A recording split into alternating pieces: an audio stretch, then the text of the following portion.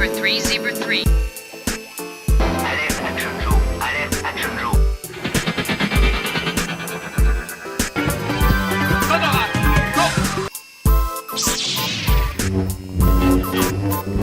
I'll be back.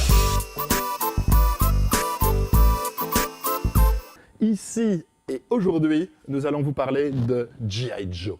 Alors, G.I. Joe, il y a beaucoup de choses qui ont été dites sur G.I. Joe, hein, des choses correctes, des choses incorrectes, il y a eu un peu de tout, effectivement. Et ici, je vous présente donc toute une série de G.I. Joe première génération. Alors, première génération, qui date du milieu des années 60.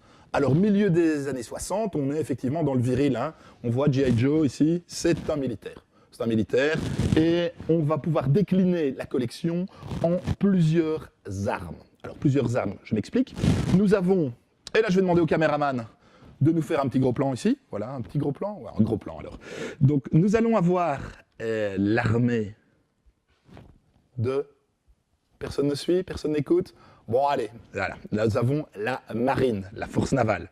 Nous avons ici la force aérienne, le pilote.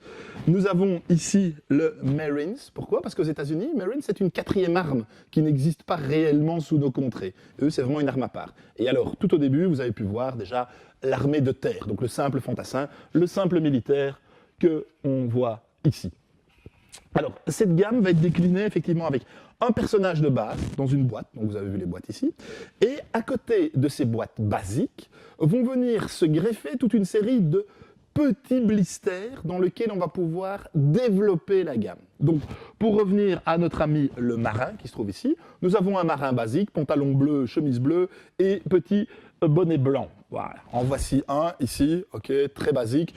On peut bien s'amuser avec lui, mais ça manque un peu de matériel. Et donc, les fabricants vont trouver la parade pour pouvoir, évidemment, vendre, puisque c'est quand même le but essentiel, c'est toujours de faire du commerce. Et ils vont présenter donc toute une série de petits accessoires spécifiques à la marine. On a un casque bleu, une mitrailleuse, qu'on peut avoir dans d'autres armes, une radio bleue et ce genre de choses. Donc voilà. Donc, le but au départ, c'est le personnage tout simple dans sa boîte et pouvoir donc agrémenter avec toute une gamme d'autres produits.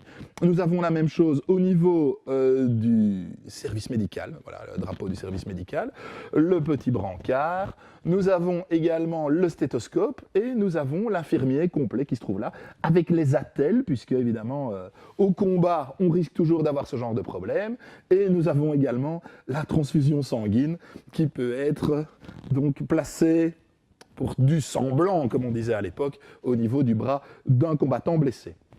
La même chose au niveau de nos Marines, ici, donc personnage de base, et là aussi, qu'est-ce qui se passe? On va pouvoir lui adjoindre un parachute, une arme, un poignard, des grenades, un couteau, un revolver et tout ce genre de choses.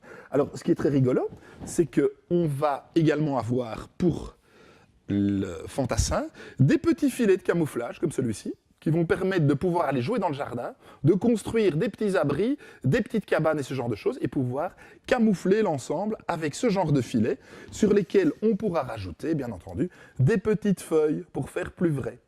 Alors, ce jouet, quand il est lancé sur le marché américain, on a un souci. C'est quoi? C'est les années 60. Dans les années 60, les garçons ne jouent pas avec des poupées. Donc, strictement interdit de parler de poupées.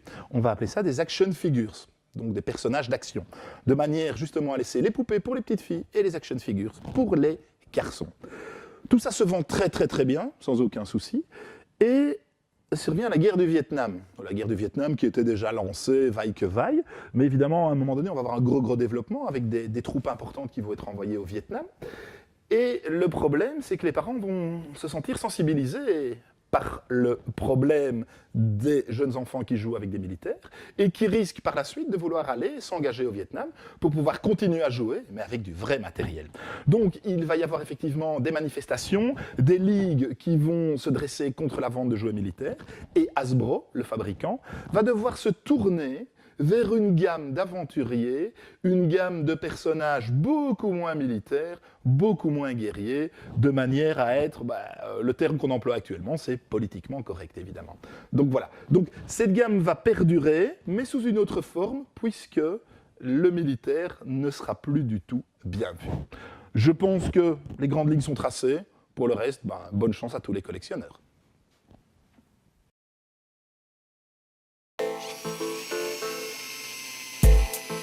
Zebra 3, Zebra 3. Alerte Action Joe. Alerte Action Joe.